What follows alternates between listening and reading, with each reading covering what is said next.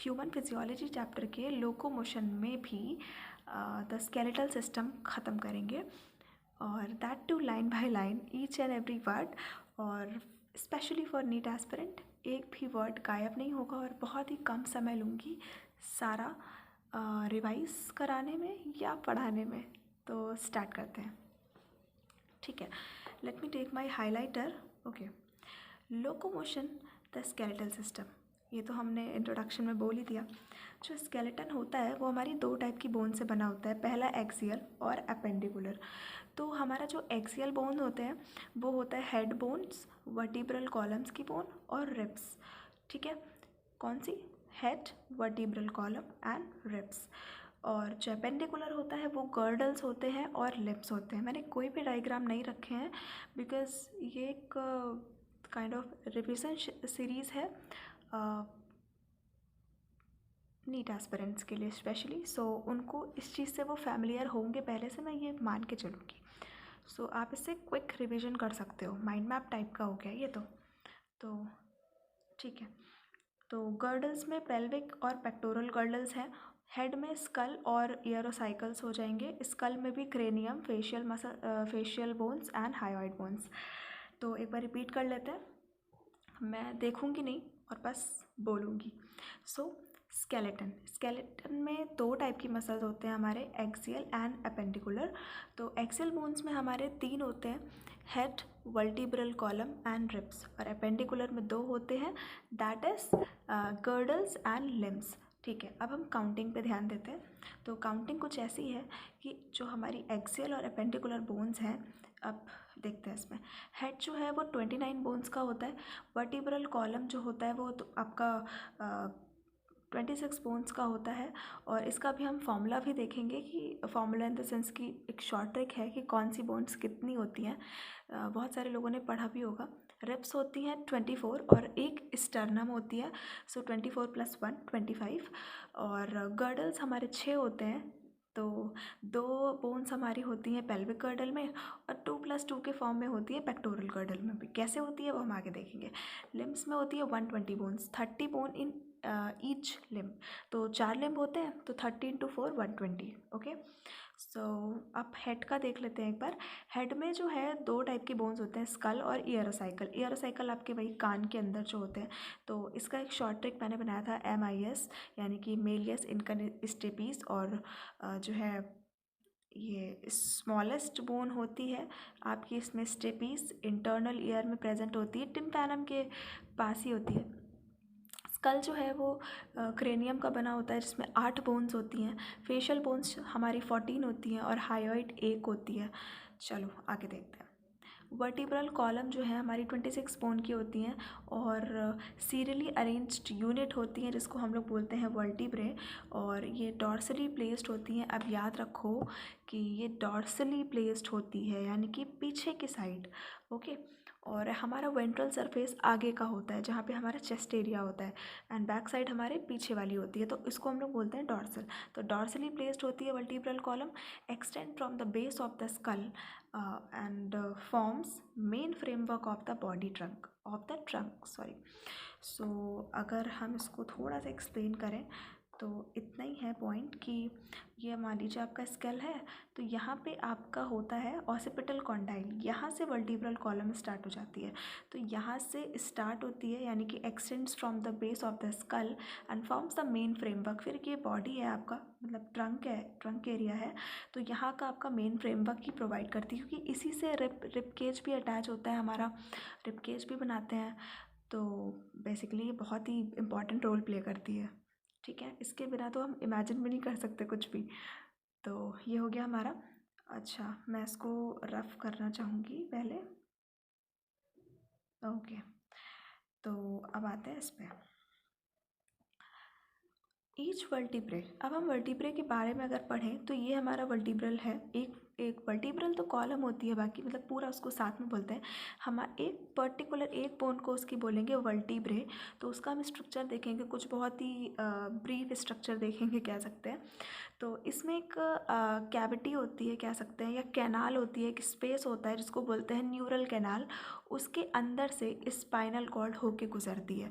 तो neural canal हमारी एक प्रोटेक्शन प्रोवाइड करती है स्पाइनल कॉर्ड को रास्ता भी देती है नीचे तक जाने का। तो ये हो जाता है। उसके बाद each vertebrae first Atlas articulate with the occipital condyle. जो वर्टिब्रल हो कॉलम होती है, उसकी जो पहली बोन होती है, पहली जो वर्टिब्रा होती है, उसका नाम होता है एटलस। और उसको वो आर्टिकुलेट करती है, यानी कि अटैच्ड होती है कुछ इस तरह से। पाइवॉइड बोन यहाँ पे बनता है, ये होता है ऑसिपिटल कॉन्डाइल। ओके, वहाँ से अटैच होती है ऑसिपिटल कॉन्डाइल से। ओके, देन जो 26 बोन है उनकी काउंटिंग कुछ इस तरह है। सर्वाइकल 7 होती हैं, थोरैसिक वर्टिब्रे 12 होती हैं, लंबर 5 होती है, सैक्रम 1 होती है, कॉकेक्स भी 1 होती है। वैसे तो ये और भी होती है, लाइक जैसे कि आप यहाँ पे हमने लिखा था फॉर्मूला कि सैक्रम 5 यूनिट से 5 यूनिट फ्यूज़ हो जाती हैं तो उसको 1 बनाती है, और ये 4 यूनिट फ्यूज़ होके 1 बनाती है। बट इसको हम फॉर्मूले के हिसाब से 1 and 1 ही गिनते हैं। ओके, ऐसे गिन लो आप। 7 + 5 कितना हुआ? 12, 12 + 12 24, 25, 26। ओके, ये पूरी 26 बोन्स मैंने आपको गिना दी हैं। और जो सर्वाइकल वर्टिब्रे होती है, इसमें जो 7 है ये ऑलमोस्ट सारे मैमल्स में होते हैं इंक्लूडिंग ह्यूमन बींग्स। सारे मैमल्स में होती है, almost in all the mammal including human being. ये लाइन बहुत इंपॉर्टेंट है, ऐसे क्वेश्चन आ सकता है। तो इसके बाद क्या है कि ये हमारा नॉर्मल फार्मूला लिखा है इसी को, C7H12 C7 T12 L5 S1 and C1। Okay, starting from the skull से हम स्टार्ट करते हैं। यहाँ पे बोला था ना मैंने कि extend from the base of the school, ये पॉइंट है। इसके बाद हम आते हैं, जो वर्टिब्रल कॉलम होती है ये प्रोटेक्ट करके रखती है स्पाइनल कॉर्ड को। अभी हमने बोला ऊपर कि न्यूरल कैनाल से होके जाती है तो स्पाइनल कॉर्ड काफ़ी प्रोटेक्टेड होती है इधर पे। उसके बाद ये हेड को सपोर्ट करती है। अब लाइक ये हेड है तो वर्टिब्रल कॉलम नीचे से होके जा रही है ना, तो यहाँ से इसको सपोर्ट प्रोवाइड कर रही है कहीं ना कहीं। तो हेड को सपोर्ट प्रोवाइड करती है, serve as a point of attachment for rib and musculature of the back. तो रिब्स के पॉइंट ऑफ अटैचमेंट को भी जस्टिफाई करती है। जैसे मैंने बोला ये वर्टिब्रल कॉलम है तो यहाँ से रिब्स अटैच होती हैं पूरा थॉरैक्स रीजन में, तो इसको भी वो करती है। और musculature of the back, that is also important. इसके बाद स्टर्नम की बात करेंगे। स्टर्नम एक फ्लैट बोन होती है। अच्छा, इस PDF में हमारे पास कुल कितनी बोन्स आएंगे जो कि फ्लैट होंगे, वो मैं आपको पहले बता दूँ, 4 होंगे। और इसका रिविजन हम लोग करेंगे एट द एंड। तो फ्लैट बोन्स हो गई on ventral mid line of the thorax. तो ventral mid line of the thorax पे ये इसकी लोकेशन है। स्टर्नम कहाँ होगी? Ventral mid line of the thorax पे। फिर 12 पेयर ऑफ रिब्स होती हैं, each is thin flat bone. अब देखो, हमने पढ़ा स्टर्नम भी फ्लैट बोन होती है, रिब भी फ्लैट बोन होती है, और ये थिन भी होती है, डॉर्सली होती है, वर्टिब्रल कॉलम से अटैच, एंड ये वेंट्रली स्टर्नम से अटैच होती है। इसके बाद 2 आर्टिकुलेटिंग सरफेस होती है ऑन द डॉर्सल एंड। अब याद रखना, इसलिए इसको नहीं कहते हैं कि ये वेंट्रली स्टर्नम से अटैच करती है और डॉर्सली वर्टिब्रल कॉलम से, इसलिए इसको बाइसेफेलिक बोलते हैं। नहीं, सिर्फ डॉर्सल साइड की, यानी कि वर्टिब्रल कॉलम की तरफ जो रिब्स अटैच करती हैं जाके, वहाँ पे 2 आर्टिकुलेट होते हैं, आर्टिकुलेटिंग सरफेसेस होती हैं, जिसकी वजह से इसको हम बाइसेफेलिक बोलते हैं। अब हम आगे आते हैं, जो पहले 7 पेयर होते हैं उनको हम लोग बोलते हैं true rib, dorsally with the thoracic vertebrae and ventrally with the sternum. ये हाइलिन कार्टिलेज के थ्रू जुड़ी हुई होती है। अब मैं आपको एक क्विक रिकैप देती हूँ। शुरू की 7 पेयर्स जो रिब होती हैं वो ट्रू रिब्स होती हैं, और डॉर्सली इसको हम वर्टिब्रल कॉलम से जोड़ते हैं जो कि थोरैसिक वर्टिब्रे होती है। वेंट्रली हम इसको स्टर्नम से जोड़ते हैं through hyaline cartilage, important. Okay, फिर 8, 9, 10th जो रिब है वो do not articulate directly with the sternum. ये स्टर्नम से डायरेक्टली अटैच नहीं होती हैं, ये बढ़की 7th रिब से हाइलिन कार्टिलेज के थ्रू जुड़ती हैं जाके, और इनको बोलते हैं vertebrochondral ribs. Why? Vertebrae से जुड़ती है और आगे कार्टिलेज के थ्रू, कार्टिलेज वर्ड के लिए हम लोग कॉन्ड्रल यूज़ करते हैं, that's why vertebrochondral false ribs. Okay, इसके बाद ये डायग्राम भी मैंने अटैच किया इस PDF में, but I can't zoom it right now. चलो आगे बढ़ते हैं। ये हमारा डायग्राम है NCERT का, ये आप अपनी NCERT में देख सकते हो। लास्ट 2 पेयर्स जो होते हैं 11th एंड 12th, ये वेंट्रली तो किसी भी चीज़ से जो है अटैच नहीं होती हैं, दैट्स वाई इसको हम लोग फ्लोटिंग रिब्स बोलते हैं, बट डॉर्सली ये वर्टिब्रल कॉलम से अटैच होती है। ओके, इसके बाद रिब केज। रिब केज हमारी 3 चीज़ें मिलकर बनाती हैं, thoracic vertebrae, ribs and sternum. अब इसमें ध्यान रखने वाली चीज़ यही है कि रिब केज को हम सिर्फ वर्टिब्रा नहीं बोल सकते हैं, यहाँ पे थोरैसिक वर्टिब्रे है। ओके, तो अगर मैं इसको थोरैसिक को थोड़ा और हाईलाइट कर देती हूँ, थोरैसिक वर्टिब्रे की बात हो रही है। अब हम पढ़ेंगे एपेंडिकुलर स्केलेटल। ओके, तो हमारा रिब केज हो गया है। इसके बाद हम एपेंडिकुलर स्केलेटल में आते हैं। इसमें हमारे 2 पार्ट मैंने बोला, गर्डल और लिम्स। पहले लिम्स को पढ़ते हैं। ये मैंने आपको कैलकुलेशन बताई थी 120 कैसे होते हैं। तो हैंड्स के होते हैं 4 लिम्ब और लेग्स के होते हैं हाइंड लिम्ब। ओके, अब ये कुछ बोन्स हैं। अब 4 लिम्ब के बोन्स देखो, humerus, radius, ulna, carpal. Carpal को हम लोग रेस्ट बोन भी कहते हैं, दैट्स वाई ये 8 होती हैं इन नंबर। मेटाकार्पल पाम बोन्स होती हैं जिनको जो 5 होती हैं। फैलेंजेस डिजिट्स 14 इन नंबर। ओके, फैलेंजेस को ही डिजिट्स बोलते हैं। अब इसको एक बार रिपीट करते हैं, humerus, radius, ulna, carpal, metacarpal and phalanges. Okay, carpal in 8 और मेटाकार्पल 5 और phalanges 14। Femur bone thigh bone होती है, और ये अब हाइंड लिम्ब की बात कर रहे हैं हम। फीमर थाई बोन होती है, टिबिया, फिब्यूला और टार्सल एंकल बोन होती है, ये 7 होती हैं। याद रखना, कार्पल 8 होती हैं और टार्सल 7 होती हैं। मेटाकार्पल 5 होती हैं, फैलेंजेस 14 होती हैं। अब एक बोन होती है हमारी पटेला, जो कि नी कैप होती है। नी कैप बोलते हैं, नी बोन मत बोलना है उसको, नी कैप होती है और कवर्स द नी वेंट्रली। अब वेंट्रली कवर करके रखती है नी को। ओके, फिर गर्डल्स पढ़ते हैं। गर्डल्स हमारे पेक्टोरल पल्विक 2 टाइप के होते हैं, और जो गर्डल्स हैं वो एक एनसीईआरटी की लाइन है, ये help in articulation of upper and lower limb with the axial skeleton. याद रखो, help in articulation of the upper and lower limbs with the axial, यानी कि ये किसका है, एपेंडिकुलर का पार्ट है।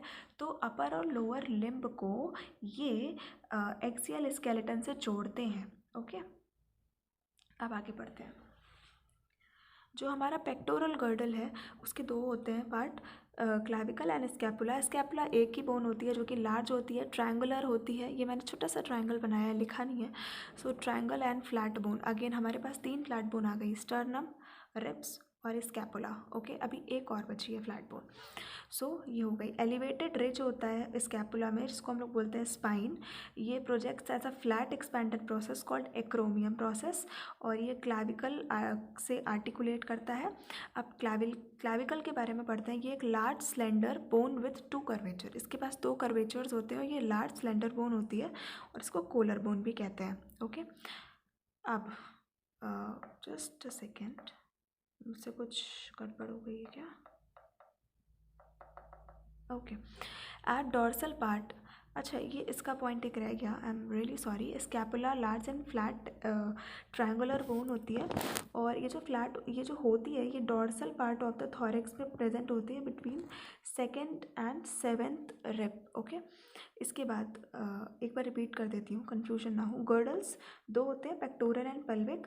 पेक्टोरल गर्डल की बात करें, 2 क्लैविकल बोन्स होती हैं, स्कैपुला होती है, लार्ज होती है, ट्रायंगुलर और फ्लैट बोन होती है। अब ये डॉर्सल सरफेस पे प्रेजेंट होती है थॉरेक्स के between the 2nd and the 7th rib. Okay, ये एक एलिवेटेड रिज होता है जिसको हम लोग बोलते हैं स्पाइन। ये flat as a flat bone project करती है। एक्सपैंडेड प्रोसेस होता है जिसको हम लोग बोलते हैं क्रोमियम प्रोसेस। क्लैविकल आर्टिकुलेट करता है इससे। Clavicle long slender bone with 2 curvature and this is also called as collar bone.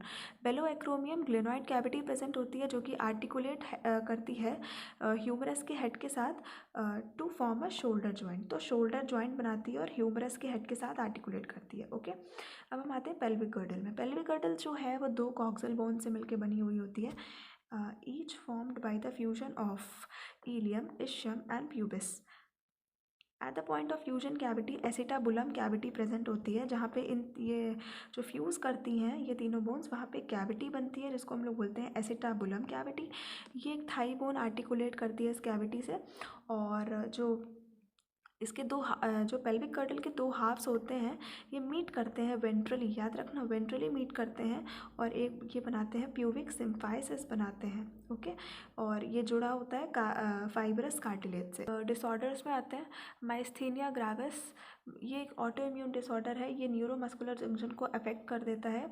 फेटीग, weakening and paralysis of the skull muscles, ये इसके कुछ सिम्टम्स हैं। इसको एज इट इज़ रट लो, लिटरली इसको रट लो। तो माइस्थीनिया ग्राविस एक डिसऑर्डर है जो कि ऑटो इम्यून डिसऑर्डर है। ये न्यूरोमस्कुलर जंक्शन को अफेक्ट करता है, वीकनेस, फेटीग और पैरालिसिस ऑफ स्कल मसल्स हो जाती है, सॉरी स्केलेटल मसल्स। और मस्कुलर डिस्ट्रॉफी जो है, I am sorry,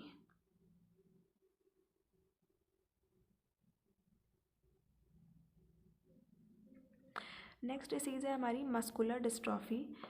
muscular dystrophy जो है वो एक जेनेटिक डिसऑर्डर है, ये progressive degeneration of the skeletal muscle. अब आप एक डिफरेंस बनाना कि माइस्थीनिया ग्रेविस में पैरालिसिस होता है स्केलेटल मसल का, बट इसमें मस्कुलर डिस्ट्रॉफी में डीजेनरेशन हो जाता है।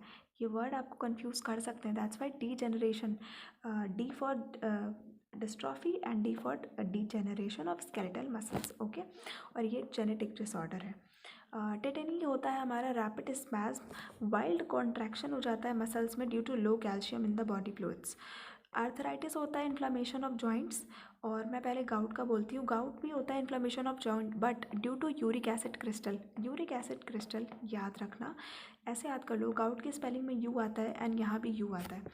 फिर ओस्टियोपोरोसिस जो है वो एज रिलेटेड डिसऑर्डर है, और ये बोन मास डेंसिटी को कम कर देता है और increase the chances of fracture और decrease the level of oestrogen, and ये कॉमन कॉज होता है कि ईस्ट्रोजन का लेवल हमारा कम हो जाता है। तो ये हमारा पार्ट हो गया स्केलेटल सिस्टम कंप्लीट, और ये एकदम एनसीईआरटी लाइन बाय लाइन है, आप एकदम मैच करो, बगल में एनसीईआरटी खोलो और आपकी एनसीईआरटी क्विकली हो जाएगी। और अगर आप इस वीडियो को इंटू 2 की स्पीड पर चलाने वाले हो ना, तो माय गॉड आपका चैप्टर और जल्दी ख़त्म होने वाला है।